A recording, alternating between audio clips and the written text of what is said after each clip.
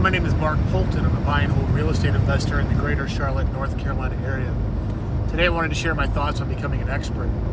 You know, they say you need like 10,000 hours or more in any one field of doing it, not reading it, not listening to it, actually doing it to become an expert. You can gain that 10,000 hours really quickly depending on how dedicated you are.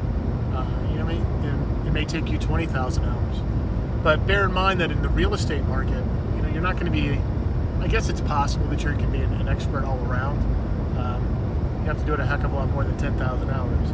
But in your little niche, you can easily become an expert. Right now, my little niche is the Charlotte area. 3-bedroom, typically 1 bath, 1,000 square foot single family homes. Often in very, very bad shape. And I don't think I have a full 10,000 hours at it. But, I'm getting there. And so, it's the little stuff you do every day. You can't sit back and listen to somebody else and become an expert.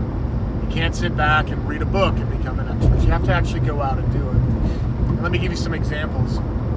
So, I purchased a duplex, basically put it under contract sight unseen. It was built in 1909, I think, or 1910. Last time I buy a home that old.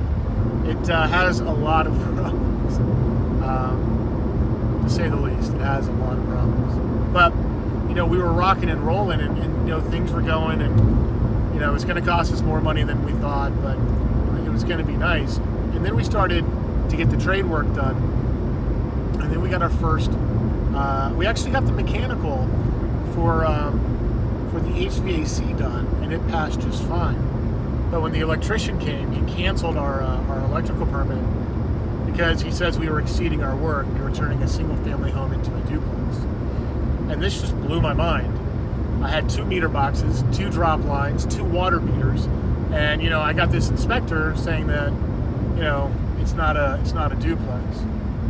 And this was our first duplex. We didn't really understand a whole lot about duplexes and what it takes to pull permits on them. Well, apparently somebody in the past removed, for lack of I don't know, removed one of the addresses. So land records is supposed to have 2 addresses for this particular building. 1 unit in the front, 1 unit in the back. Well, the pandemic hit and just didn't really feel like dealing with it. I had 3 or 4 other code enforcement homes I had to deal with, and so I actually ended up emailing the county, one of the heads of the county code enforcement, and he's like, well, here's kind of how you need to do it. Well, I'm just now getting back to doing that. I've left him several messages, but you got to be persistent. I'm not really making progress, but I am I'm learning more and more about the process. And knowing the process is probably just as much as important as anything else. Government is not efficient. Government is a huge pain in the butt.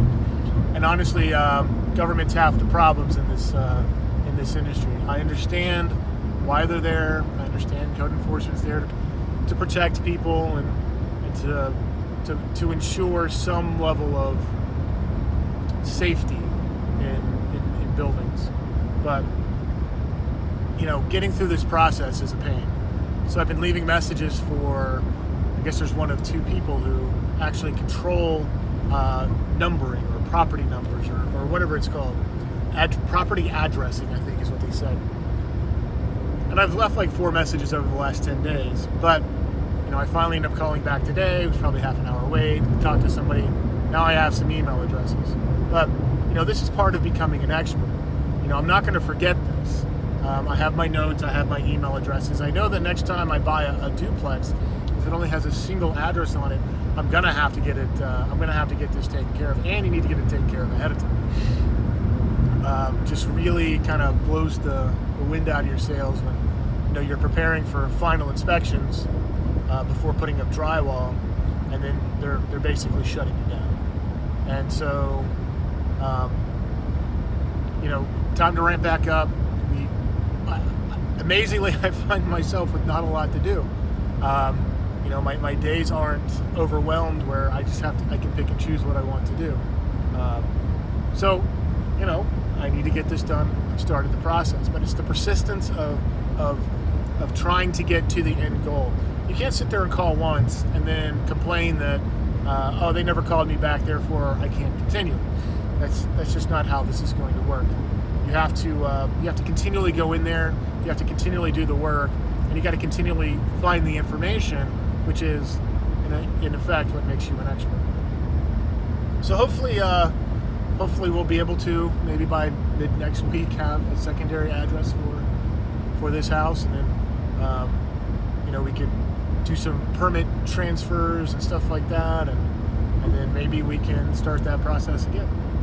Another thing is, I end up having to call the county, and I have to get a structural engineer for a home that caught fire. Apparently, any engineered product that there is in most homes today have they're engineered trusses. Anytime those are damaged, you need a structural engineer to write a letter and determine what it's going to take to repair that. But I wouldn't have known that if I hadn't called code enforcement and asked them, i.e. the county inspectors. So, these are my thoughts on what it takes to become an expert. You're not, you don't really have to be an expert to get started. It's going to make life a lot easier. If you have access to an expert, it's going to make your life a heck of a lot easier. I've had to learn most of this basically on my own. Not completely. I do read a lot, and I do a lot of research that other people have done. But, in order to apply, say, the eviction process as outlined by somebody else to real world, you got to go out and do that. I'm not going to say I'm an eviction expert, but I'm pretty darn good now. And I can help anybody else out. It's not that hard. But, it seemed overwhelming in the beginning because I just didn't have the knowledge. I didn't have the wisdom. And I guess I didn't have the expertise. So, these are my thoughts. What are your thoughts? Leave them in the comments section below. Do you plan on being an expert in real estate? And what are you willing to do to make that happen? I wish you success.